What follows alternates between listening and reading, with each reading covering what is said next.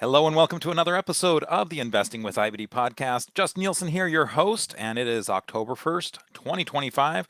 We just finished a quarter and stocks were rocking today. And to help us kind of figure out how to handle our positions and how to position ourselves keep in sync with the market, we've got Chris Gessel, our Chief Content Officer here at Investors Business Daily, that's joining us today.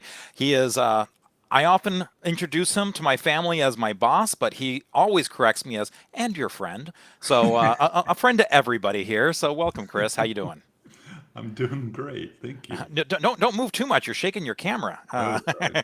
Yeah. So yeah, calm down over there. I know you're excited to be here. So, Yeah. but let's get right into it. Okay. One of the things that you and I were working on with Mike Webster back in 2020 was using these regression channel lines. We used it for with some pretty good success during the COVID rally that we had, or I should say the post-COVID rally. We were still in the throes of it, of course, but we've been kind of playing around with the rules here. I mean, you and I presented at one time a founders club where it was like, okay, let's look at the follow through, the power trend, where we would restart it, reset it. But we've kind of simplified the rules. So why don't you kind of walk us through regression channel lines, what they do, why you use them, and why they're your friends as well? Well, especially with the indexes, they give you, I guess, an expectation. You know where it should be trading as it moves higher. And when it breaks above it, that can be a time where you got to be careful. And when it breaks below it, that can be a problem as well. And so essentially what we do on Thinkorswim, we'll start these regressions sometimes at the bottom, sometimes when the index will retake the 200-day or the 50-day, and then we Sometimes at a go out. follow through day. Yeah, That's another area that we've used. Uh-huh. yeah, follow through days. And then we'll go out 50 days and lock them in there. And that's something that Mike came up with, and it actually makes it a whole lot easier because we were often like, okay, we would look for when it retook the middle line after coming below it. Um, and so it was it worked many times, but it also was something that, yeah, sometimes it didn't work all that great. But Well, and it was still, also a little bit more subjective. So it was yeah, like, oh, true. let's use that one because the lines look better and not this one.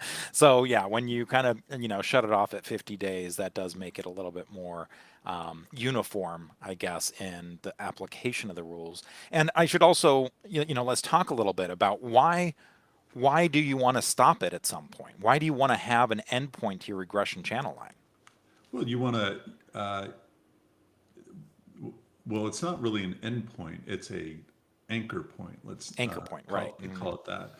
And so, yeah, the stock or index starts moving, and then you, after 50 days, you set it there, and often that gives you a really good channel to work with. And again, we're using this off of Thinkorswim, and with the dotted lines at a quarter and three quarters on this example, and the red line is one standard deviation from the middle line, and the green line is one standard deviation below. Hmm. And you know what? It looks like on this S&P 500, I actually um, did have a mistake there. That looks like it's actually the half standard deviation. So again, just to kind Yeah. of mention what Chris was saying is usually what we're doing is we have the red lines. The solid one is a standard deviation above. The dashed line is a half standard deviation above, and then we've got the green lines. Right now, this is a half standard deviation below on the dotted, but everything else I think is going to be the 0.75, and then Yeah. a full standard deviation for your solid line. And one of the things too to just keep in mind is if you keep on moving that anchor point to the current date, what's going to happen is you're going to continue data fitting, right? So Mhm. as each day of data comes forward, you kind of end up, changing your regression channel line. And then, at a certain point, that's just, you know, you can always data fit your stuff in there, but then you start getting, the channels get too wide in order to, in order to encompass everything. Now, let's also talk a little bit because this market was a little unusual, Mhm. very similar to the COVID market in that, we had this really big drop that was sudden and quick, and the recovery was almost as sudden and quick. And so a lot of times what happens with these channel lines when you have that kind of situation, and again, we saw this, in 2020, is you kind of get a, a channel line that's obviously unsustainable. We Mhm. know that it's not going to come from the bottom or even the follow through day and stay at that angle, that sharp angle for so long. So, talk to us a little bit about, like in this case, we moved the channel line, the start point from the April 22nd follow through day on the NASDAQ. I'm showing the NASDAQ now, and this does have Mhm. that proper 0.75 standard deviation for the green dashed line. So we moved that from the April 22nd up to May, which was again an important area where we saw the Nasdaq Composite get above its 200-day moving average line. So we went from this very steep channel line to something that at least seems more sustainable. Yeah, definitely. And as we've seen, it's stayed within that channel except for a couple days, and we'll get into that more. But yeah, I think this has been working very well. Now, since we are on the Nasdaq, let's Mhm. let's talk a little bit about, okay, when you're looking at the index, of course, the white line is your regression line. So, I mean, that's just a best fit through your data points. And you know, do you how much maneuvering do you do? So, are you like, oh gosh, I'm at that full standard deviation above? Maybe it's a good idea for me to take some off the table or start hedging. And on the opposite side, if you do get a break below it, are you, saying, okay, it's time for me to get really negative, or are you waiting to see if you get some type of bounce and it stays in the trend, and that's actually a time where you can maybe even put on the gas a little bit. So how are you using that for kind of your overall environment? Well, um, you can see where the Nasdaq first undercut the green line back in August, and but it reversed higher that day. So it's again, in using this, you really want to try to wait until the end of the day and see how things change. So now at this point, that becomes a really important spot, because if the next day it sold off again and closed below that low, that would be a sell signal for me, whether it's a stock or an index. It came down again, uh, what, about a week and a half later, and even though it gapped below the line, it reversed and it did not undercut that prior low. And from there, it rallied back up, and so it's held the line ever since. So so far so good. hmm and you know what? Some folks were asking me to Hmm. actually share kind of the formula here. So I'm Sure. going to do a quick, let me see if I can Call up your do, thinkorswim. yeah, do a little switcheroo here. And let me share the slideshow again, and I'm going to show. I took a screenshot Oh, okay. of this, so we can see what the settings are. So a few things. We're going to have the mode in standard deviation mode. We're going to use the price is going to be the high plus the low divided by 2. So it's basically the average, right, of the high Mhm. and the low. So you're taking basically the midpoint of the high and the low. We're going to have our length, you have a start point, in this case we used 512, where the NASDAQ composite went above the 200-day moving average line. And this is something that, you can do the setting you can, when you're drawing this on Thinkorswim, you can choose that, and then we just choose a length of 50 days. And then, of course, here's the important part: we're doing a -1 for the solid green line. We're doing a +1 for the red solid line, and then that 0.75 for the dashed green line, and zero point 0.5. So that's the settings there. And that's how we do it. So let's also the Russell 2000. Now the Russell Mhm. 2000 was not really participating Right. early on, and so this one we're kind of using a more recent um, a more recent Oh, anchor point. mhm. So maybe talk a little bit about what you're seeing here. Well, yeah, I agree that it was lagging for quite a while. And so, at the most recent low, that's where the channel line starts. Now, I don't believe there's 50 days yet in this. No, there's not. Mm-mm. Yeah. So, putting it out to where it is right now, I'm assuming, and then we'll lock it down when it hits 50 days. But it does capture the move that has been going on since that time. And just so people know where we are starting this for IWM or the Russell 2000, right now we're starting this on August 1st, which August 1st, you might remember, was the day that we kind of came in very sharply on the 21-day moving average line. And I'm just going to go ahead and switch over to some market search charts to kind of show some of these areas that we're talking about. So here's IWM on our market surge. This is the area that we're talking about, how this came below the 50-day moving average line, um, had that reversal, and it's been kind of off to the races here for the Russell 2000 since then. You can see that the relative strength has definitely gotten much stronger after Mhm. a very long time of underperformance versus the S&P 500 as shown by that relative strength line. I also just want to show real quick the NASDAQ, just to kind of go again with the charts that folks are familiar with.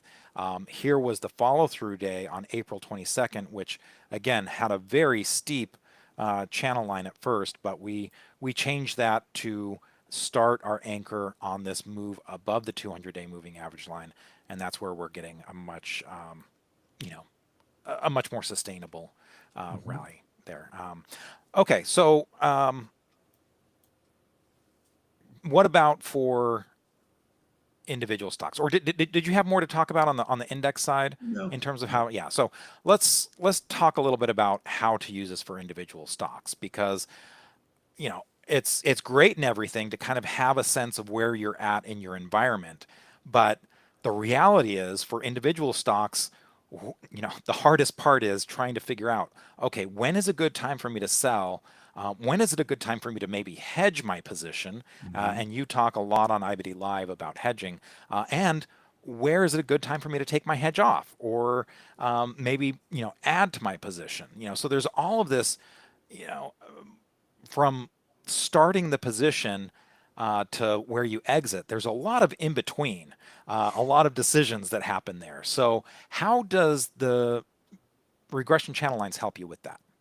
Well, they're actually something that I just started using this year on individual stocks. I really hadn't played around with them before, but it was we were coming off the bottom. It was so strong, and uh, getting into some of these stocks that were sometimes trading very wildly day to day.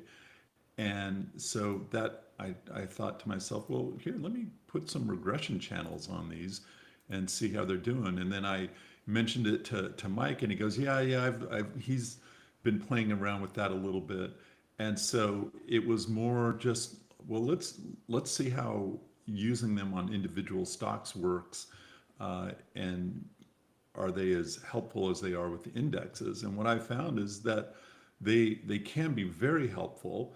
Sometimes they blow out of the channel line to the upside or the downside, and the downside is actually much easier to deal with than on the upside, because you're like, well, it's going up. I think I'll just stick with it here for a while. But and and then some stocks, it's impossible to get a channel line to fit on them. So either they're very volatile or they've changed character, and now you've got to wait another 50 days and set a new channel on it. Um, but yeah, I think Robinhood was one of the first ones that I started testing this with. Hmm. And so I'm going to start with the market surge, and then Okay. I'm gonna shift over to our regression channel lines. But yeah, I mean Robinhood. Um, I mean, if you were looking at kind of the bottom here, on 4.7, which is where a lot of things bottomed out. So this is where we started our regression channel line, and you can see um, it You had need to this. share your screen again there, Oh, Justin. I'm sorry about that. Thank you. I thought I had. Um, Gosh, it was all making sense to me. Um, can you see it now? Yes, I can. Okay, perfect. Okay, so here's our April 7th bottom, and for this one, you were saying that you got in on 5.8, so a really good entry there, Chris. Hmm. If I don't mind patting you on the back for that, a great breakout above 50. Um, so um, yeah, I mean, if you weren't using the regression channel lines, what would you be using just on the chart here itself in terms of telling you when to get in and out or reduce? Right. Well, you know, I'd really be looking at the 21 day and the 50 day. And uh, And that's the and I green line actually and the red started, line on these I was charts. very nervous about the market when it first broke out. And so I started with a small position and I've added to it since then. And hopefully it, continues. But yeah, those spots where it, you know, tested the 50-day, but then came right back. That was really good. And I think we should, well, let's switch to the channel line because I think it gives a lot of context into what's going on just with the moving averages. Okay, here we go. Here's Robinhood, and here's your entry on May 8th. Hmm.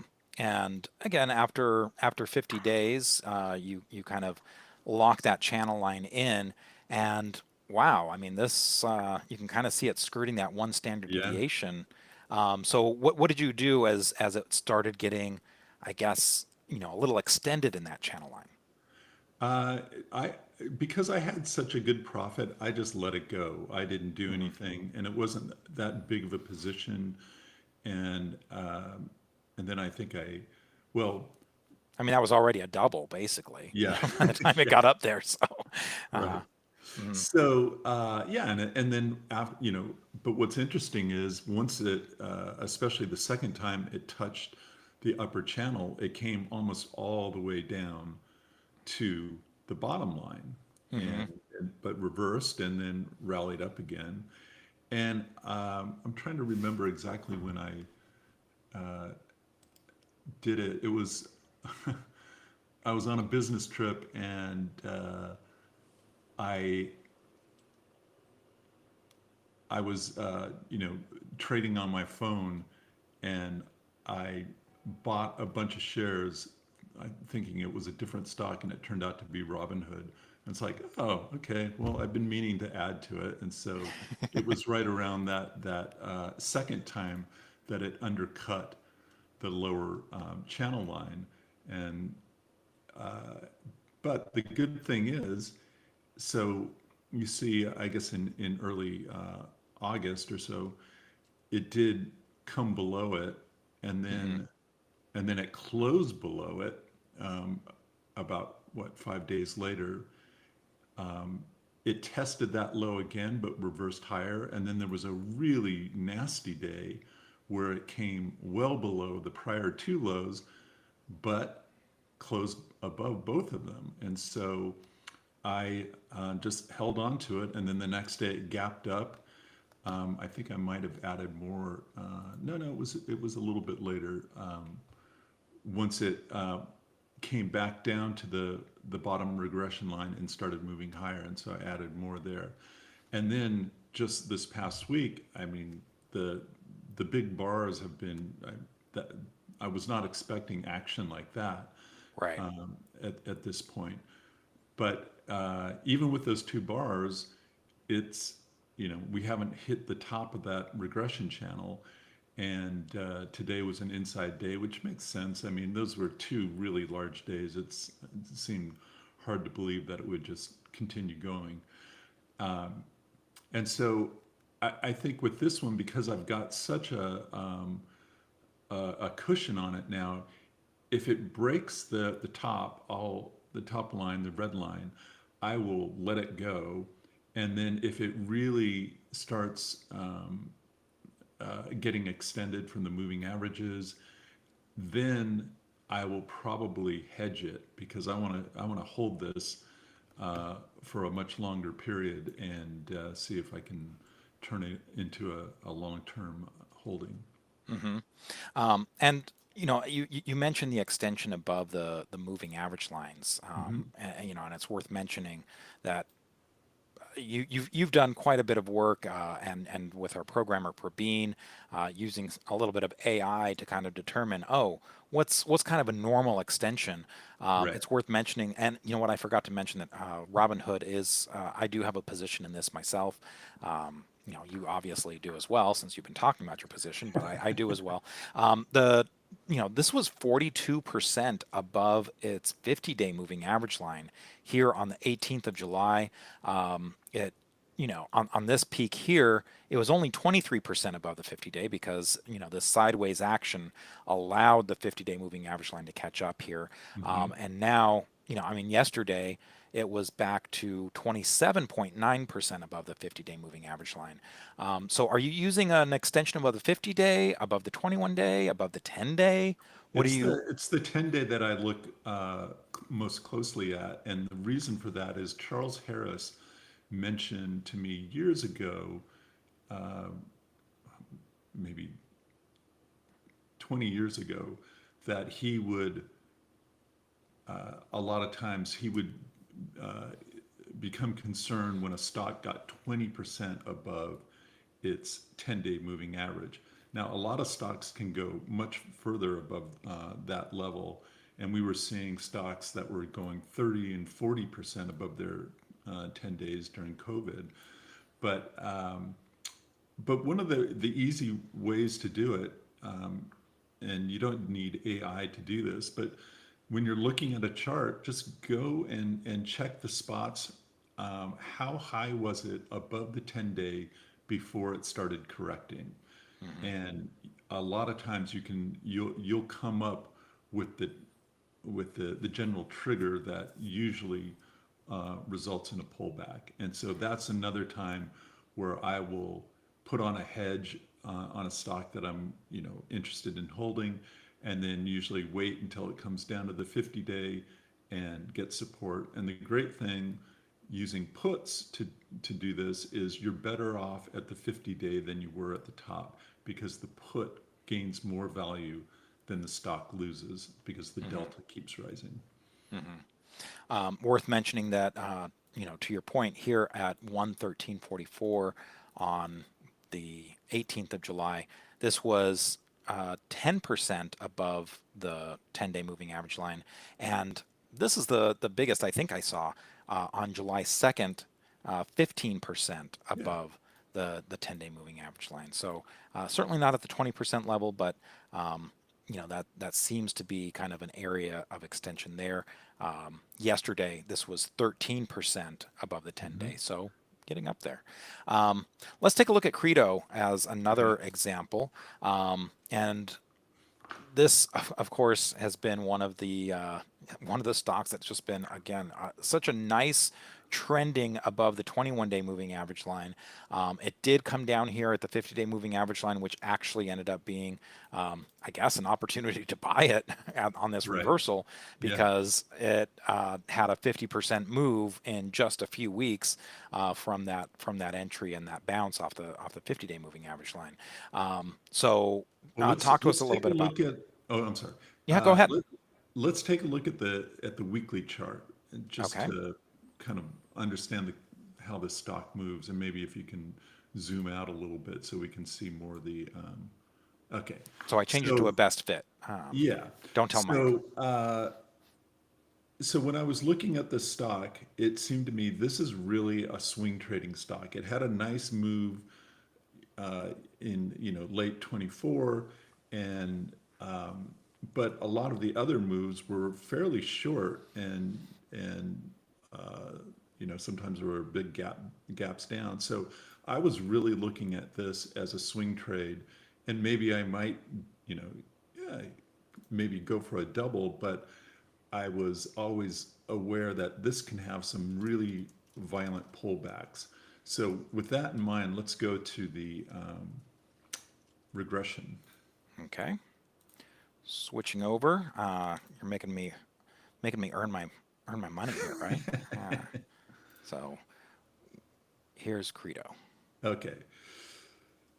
Yeah, so that's so it started moving. It had earnings gapped up and then pulled into around the 21 day, and I got it, you know, 2 days after it started to reverse. And so I was sitting with it and having a great time. And, but I still, you know, had in my head that this should be a swing trade because it can really have some really nasty pullbacks. And so it was acting well and running up. And then that one day where it went above the the red line right there, and I'm like, okay, I'm watching it, and then all of a sudden it reversed.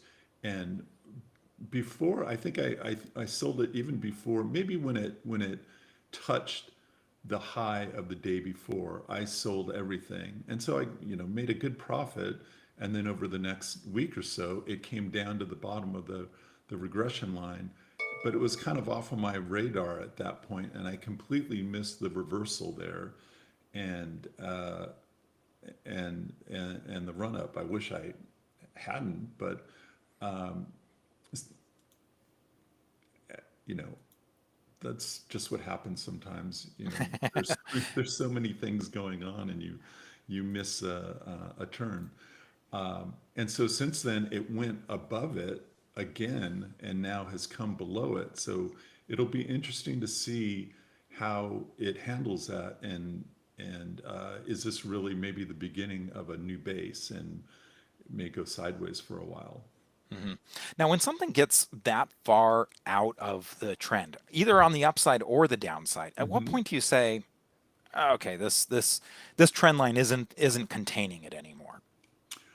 Well, yeah, I think when you have something like that, that's probably might be a good time to at least think about tossing it. But if it comes down to the bottom line and then rebounds again, that means it's still working, or at least could be working.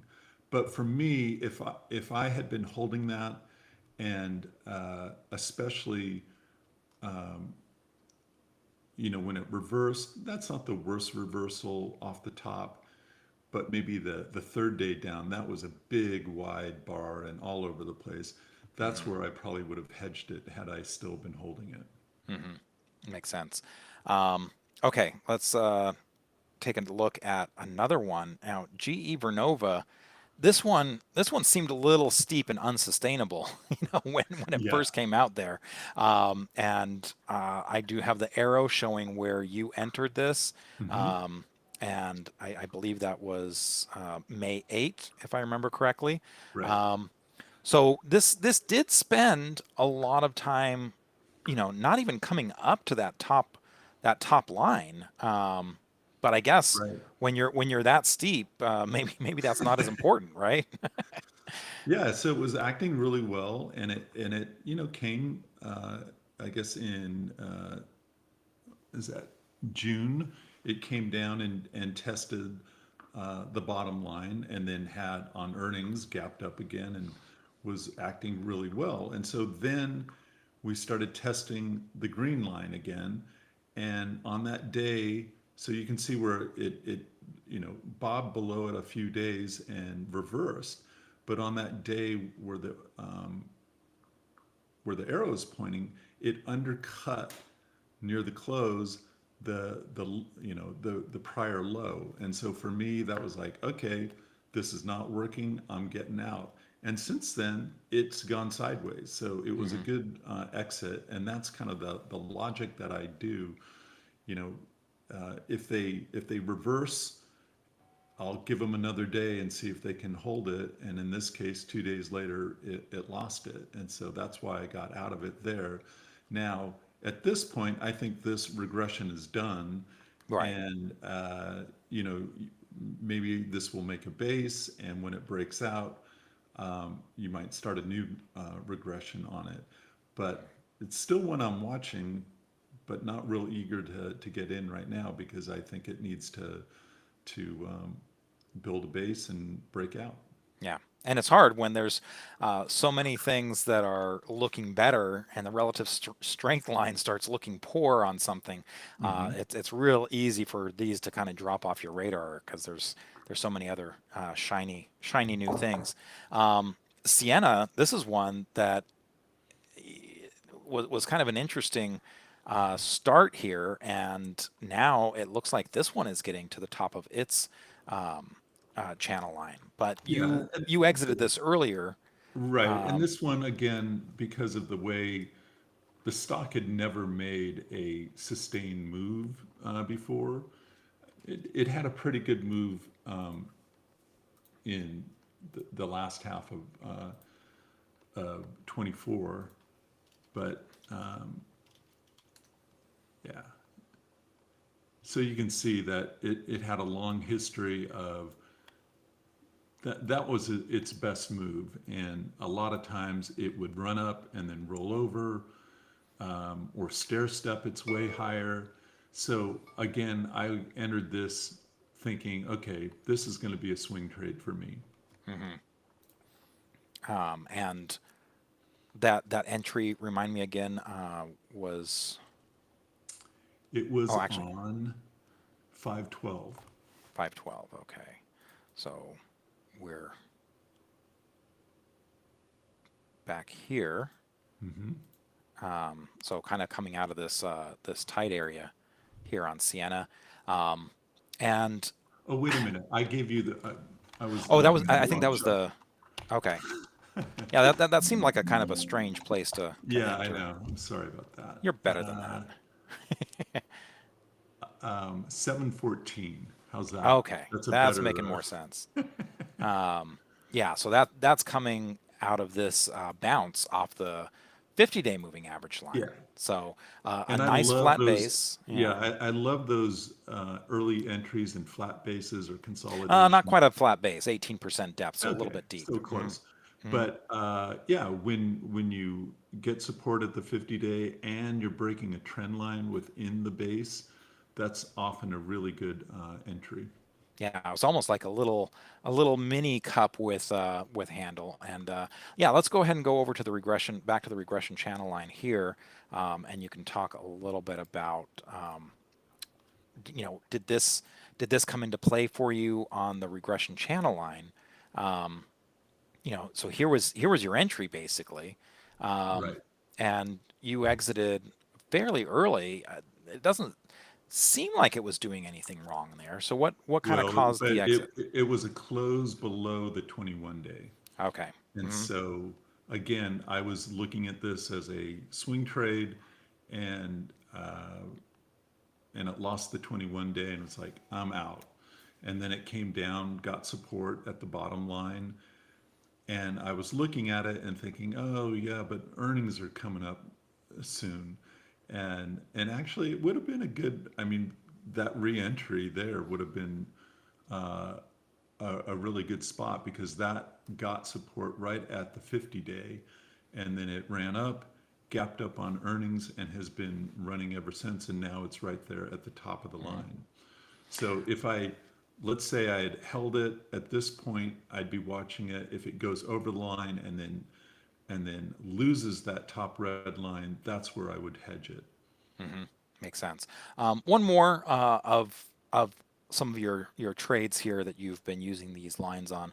This is Palantir. I do have a position in this. I think you rebought your position. Was it yesterday?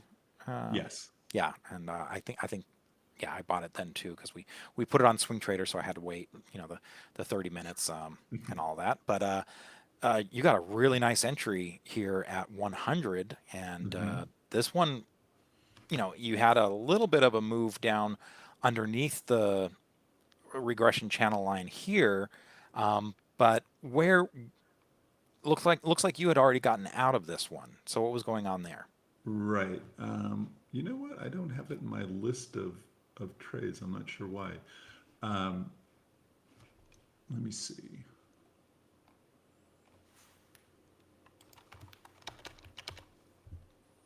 Well, and I guess maybe a larger question here is Hmm. when this really did fall out of the trend, which happened almost like in the same way that GEV did. It just obviously started really not following the regression channel lines anymore. So this still Oh, looks kind of interesting. yeah. Do you So, redraw those so, lines? well, so I got in on 423 and it was acting pretty well. There was some, volatile days like where it gapped The down, but earnings, yeah. yeah. And, but again, it was, and, I'm going back to Palantir had a, fantastic run in late 24. Prior to that, how many times did you get shaken out of Palantir? I've been shaken out more than I've been in. Yeah. So So, so again, I was looking at this, uh, and also because of just the nature of the market, it just, you know, there have been very few markets that sell off, break the 200-day plunge, but then come right back up. Normally, when they have a sell off like that, there's, two or three attempts, and then it starts working. So I was always like, okay, I got to be careful with these things. And so when it undercut the 21-day on 6.5, that's where I got out. And so that's mhm, that first arrow. right. So again, back to kind of like GEV, this kind of got out of the trend, but unlike GEV, that's still kind of languishing sideways. This showed some power, Hmm. tightened up a little bit. And again, both you and I, bought this yesterday.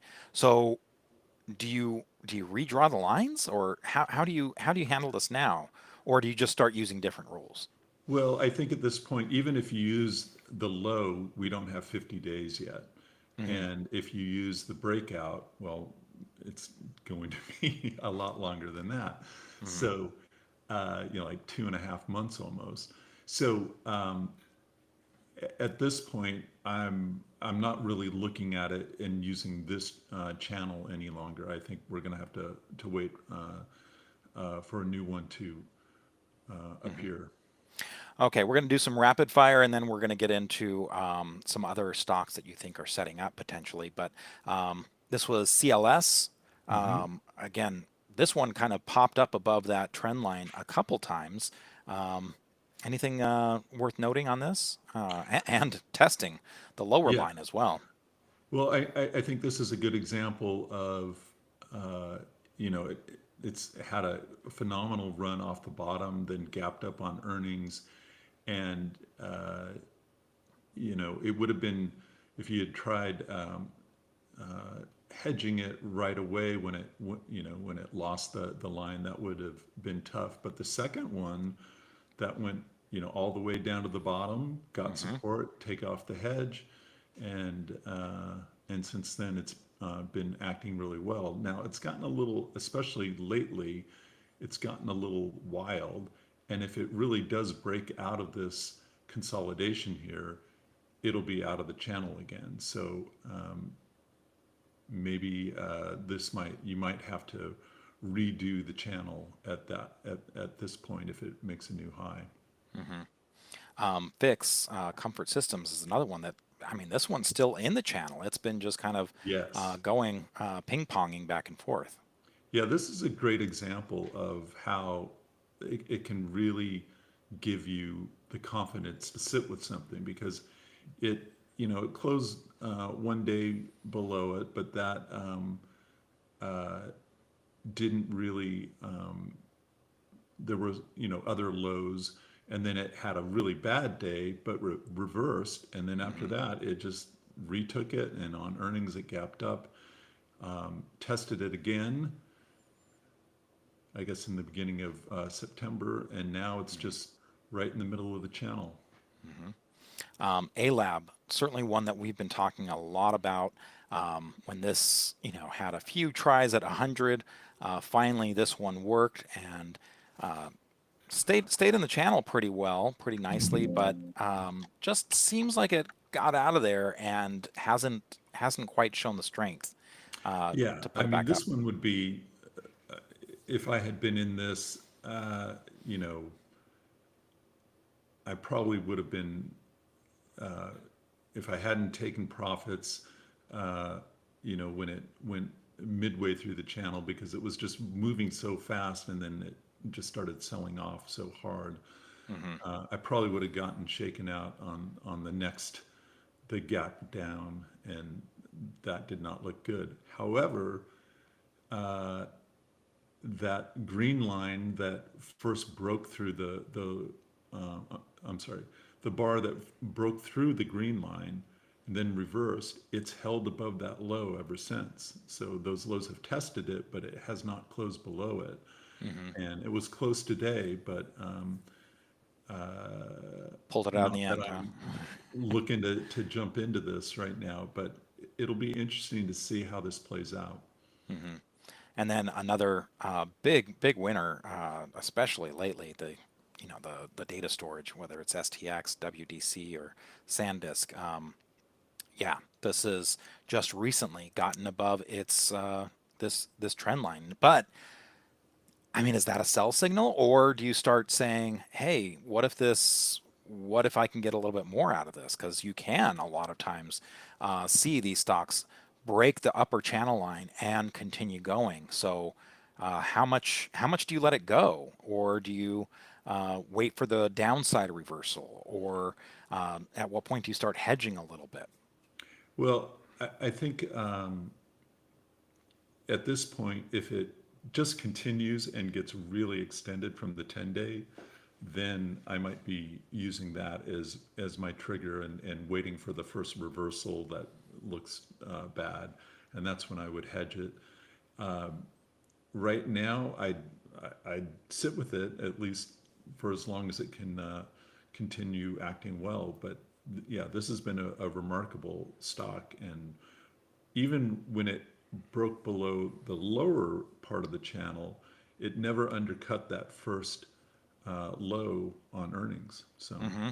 Yeah. Got a question on YouTube. Someone was mhm. asking about, well, are these just kind of like Bollinger Bands? And we just had John Bollinger on not too long ago. It's similar. The difference is the Bollinger Bands, while that does use standard deviations and it uses a 20-day line, the difference there is it's a rolling period, right? So you're constantly getting those Bollinger Bands adjusting to every new day and kind of moving along, right? A day drops off and a day gets added on. So the Bollinger Bands are constantly moving, and that's why you see a little bit more curve to them, fluidity, as opposed to with these regression channel lines, we're setting our anchors and then we're just kind of leaving them be. So that's the big difference. So thanks for that question there.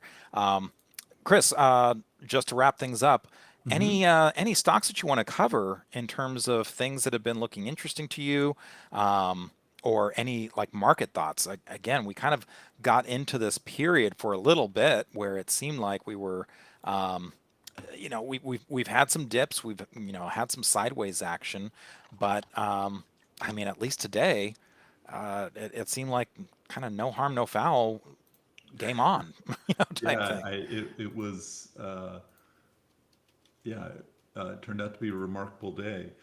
I will say, yeah, and the S&P did make a new high, is that right? Or the Q's definitely made a Yeah, new the high. Qs did definitely, and I believe, yeah. So here was the high, just just a week and a half ago at 602.87. We closed at 603.25 today. SPY, our high a week and a half ago, was up at 667.29. We closed above that today. So yeah, Right. both of those looking good. IWM, I do have a position in some different instruments here, as well as in SPY.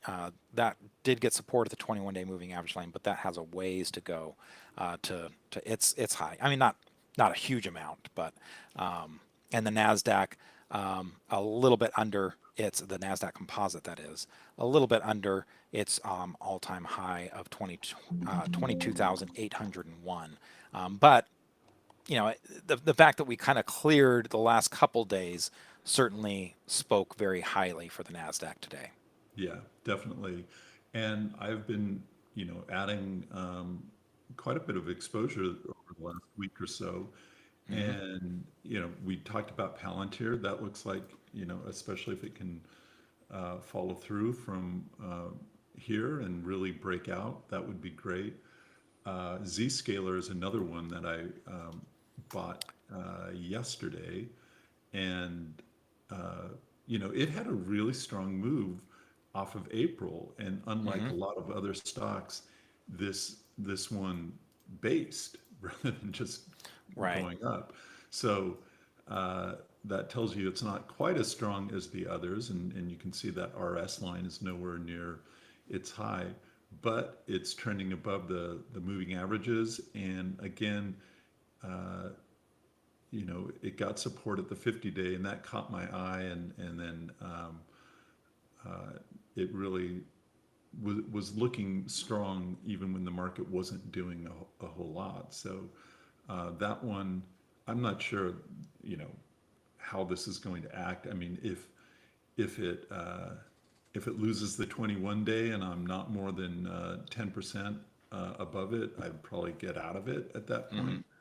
Um, I guess others, another one that, And I do have a position in Zscaler yeah, myself. I think I got it on yeah, I think I got this on last Friday. So, but yeah, CrowdStrike is another one that right. has been moving, and I, picked up a position, I think yesterday, Hmm. and uh, and then it followed through today. So now let's see if it can break out. And it's also right at that 500 level that Jesse Hmm. Livermore talks about as being an important psychological level. Zscaler just crossed 300, Hmm. so both of them kind of getting to those round numbers. Great. Well, Chris, always a pleasure having you on the show. Any kind of final thoughts to wrap things up? Well, I think that with the market hitting new highs, Webby is ready to ditch his precedent. 1980 precedent, right? Yeah. So he's talked a lot So, about that on the stock market today video, but yeah, we talked about that at the end of the day. Yeah, that's it's in spirit broken, even though we didn't get to highs on the Nasdaq today. mm, The fact that the Qs did and the SPY did, and that we crossed the highs of the last couple of days, it's kind of yeah ready to get tossed out. the only thing is the bulls are in the 50s, and they dipped a little bit this past week, but that is not a good timing indicator. But if you get above 60, you need to be, aware that maybe a pullback is coming. Hmm. So, and sometimes it can take weeks or even a month or more before the market rolls, but it's just something to keep an eye on as well.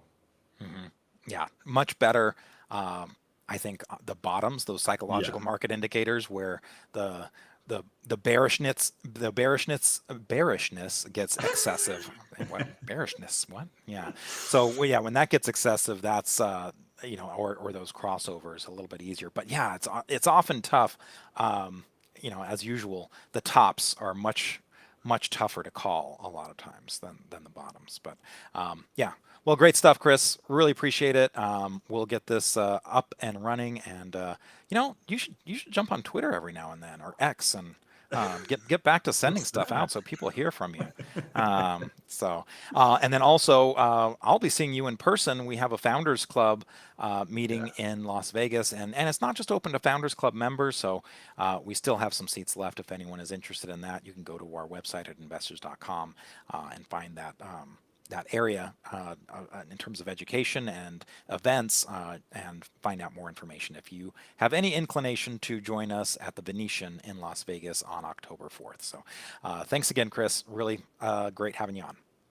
Thank you very much. Bye-bye. Okay. That's going to wrap it up for us this week. Thank you so much for watching, and we hope you join us next week because we're going to have Tom Sosnoff on the show, returning back.